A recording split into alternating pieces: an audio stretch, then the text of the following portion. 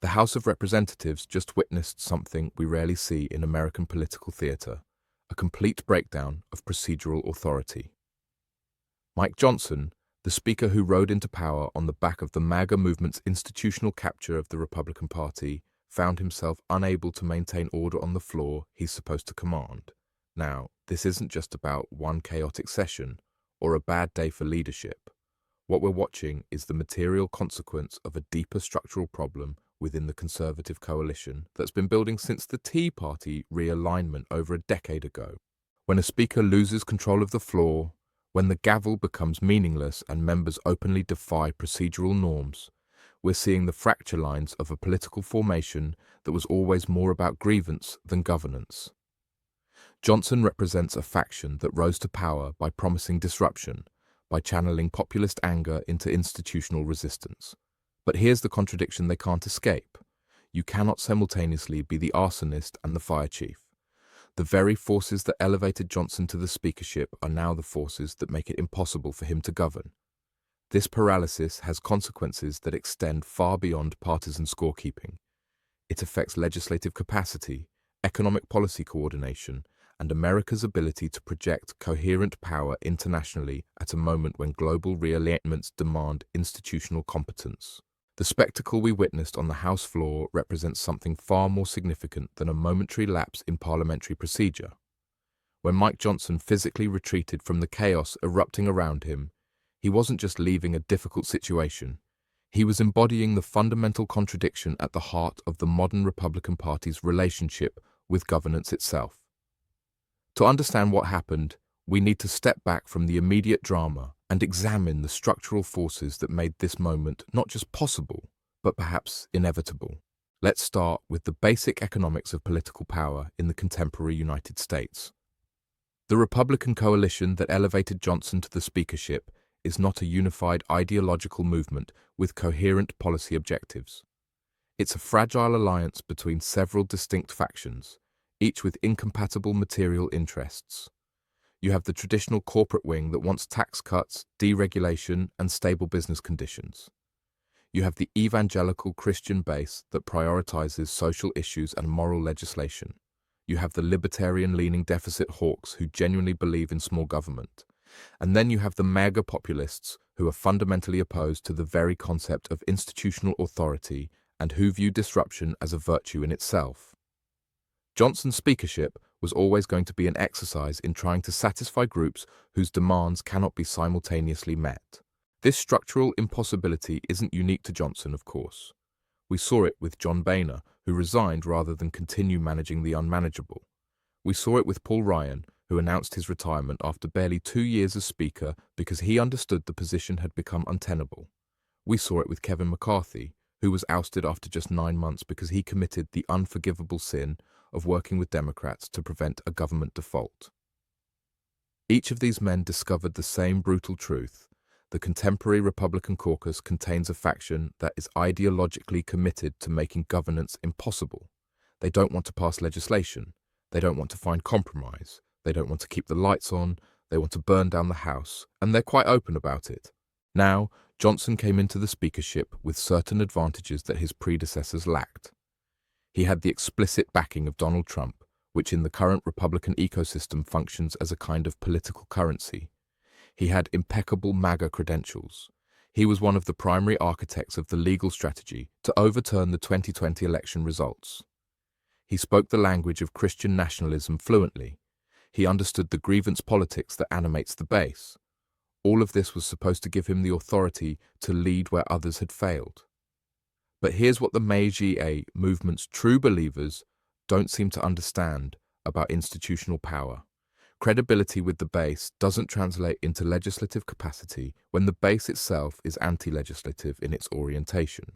The chaos on the floor wasn't about any particular policy disagreement. That's what makes it so revealing. This wasn't a fight over the budget, or foreign aid, or social policy. This was a breakdown of the basic mechanisms through which legislative business gets conducted. Members were shouting over each other, ignoring rulings from the chair, refusing to yield time according to established procedures. What we were watching was the institutional knowledge and traditional norms that allow a legislative body to function simply evaporating in real time. And Johnson, for all his supposed influence with the hard-right faction, had no tools to restore order because the people causing the disorder were his own political allies, the very people whose support he depends on to maintain his position. This gets to a deeper point about the nature of conservative populism in its current American form. There's a common misconception that these movements are simply about policy preferences, that they want lower taxes or less regulation or stricter immigration enforcement. But that's not quite right.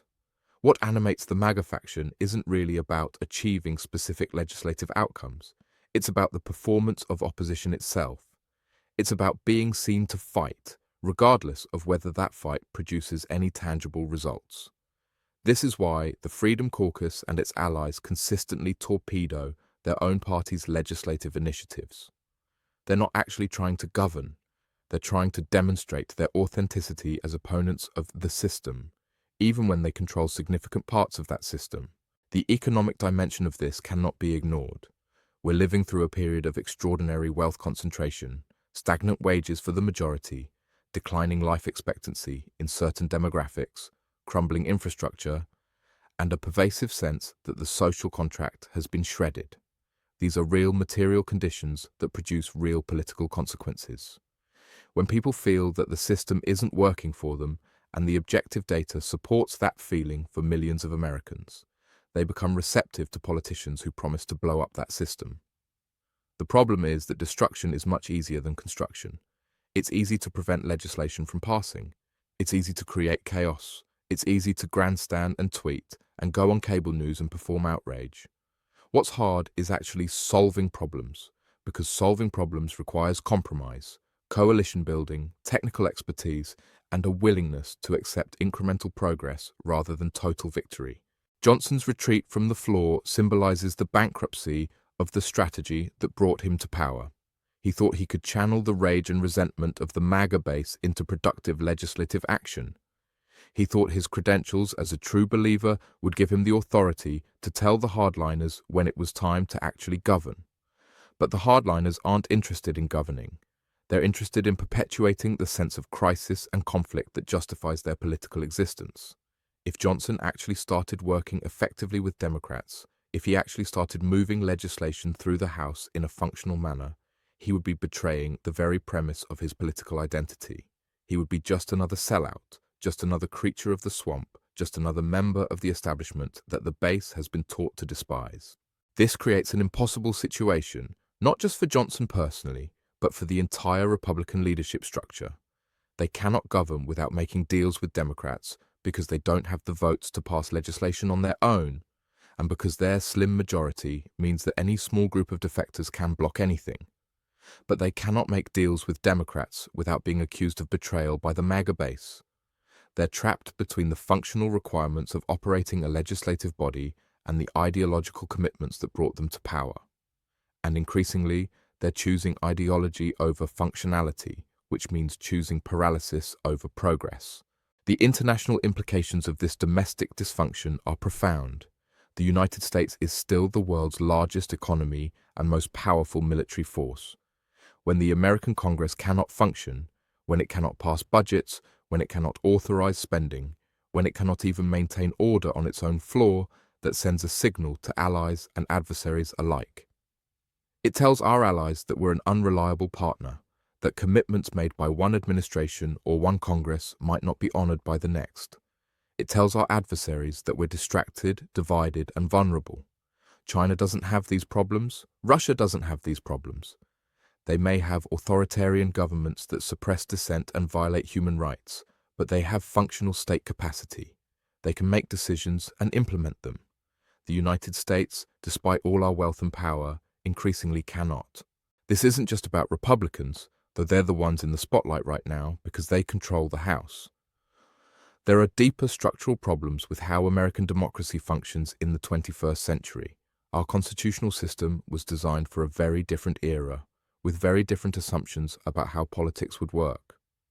The founders didn't anticipate political parties, let alone hyperpolarized political parties that function as tribal identities rather than ideological coalitions. They didn't anticipate mass media, social media, the 24-hour news cycle, or the way those technologies would incentivize performance over substance. They didn't anticipate an economic system that would produce such extreme inequality that entire regions and demographics would feel completely left behind by globalization and technological change. The scene of Mike Johnson fleeing his own chamber is thus a symptom of these larger systemic failures. It's not really about Johnson as an individual, though his choices and limitations certainly matter. It's about a political party that has been captured by forces it cannot control.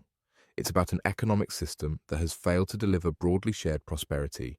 It's about a media ecosystem that rewards outrage and conflict over cooperation and problem-solving. It's about a constitutional structure that makes gridlock easy and progress difficult. And it's about a political culture that has lost the shared sense of national purpose that once allowed people with different views to find common ground. When we look at this situation through a systemic lens, we can see that what happened on the House floor is not an aberration. It's not a bug in the system. It's a feature of how our political economy has evolved. The concentration of wealth at the top has created a donor class that funds political campaigns and expects favorable treatment in return. The decline of labor unions and other mediating institutions has left workers without effective representation in the political process. The rise of safe congressional districts through gerrymandering has made general elections irrelevant and primary elections all-important, which incentivizes extremism because the real threat to most members of Congress comes from their right or their left, not from the center. The elimination of earmarks and other tools that leadership once used to build coalitions has made it harder to pass legislation even when there's nominal agreement on goals. All of these factors intersect to produce the chaos we witnessed. Johnson isn't a strong leader brought low by circumstances. He's a product of those circumstances, elevated to a position that has been systematically stripped of the tools necessary to do the job. The speakership used to be one of the most powerful positions in American government. Now it's a job that nobody with any sense would want, because it requires performing an impossible balancing act with no margin for error and no reward for success. You have to satisfy the impossible demands of your caucus while also keeping the government functioning. You have to appear strong to your base while making the compromises necessary to pass legislation. You have to maintain the support of Donald Trump while also maintaining some semblance of institutional legitimacy. It's a position designed for failure, and that failure has consequences that ripple far beyond Washington. When Congress cannot function, when basic tasks like passing appropriations bills become months-long ordeals, the real economy suffers. Federal contractors don't know if they'll get paid. Government employees face uncertainty about their jobs. Essential services get disrupted. Long-term planning becomes impossible because nobody knows what the rules will be next month or next year. This isn't just political theater. It's economic sabotage, whether intentional or not. And the people who suffer most are not the politicians or the pundits or the donors. They're the ordinary Americans who depend on a functioning government to provide the services and stability that allow them to build their lives. So, when we see Mike Johnson running away from his own chamber, unable to control the chaos erupting around him, we should understand it as a moment that reveals deeper truths about where American politics has arrived. We should see it as the logical endpoint of 40 years of anti-government rhetoric from the right, combined with the material reality of an economic system that has failed to deliver for the majority. We should see it as a warning about what happens when political movements prioritize performance over governance, when they value disruption over construction, when they reward destruction over creation. And we should understand that until we address the underlying economic and structural problems that produce this dysfunction, we're going to see more moments like this, more chaos, more paralysis, more leaders discovering that the position they fought so hard to win is actually a trap from which there's no escape.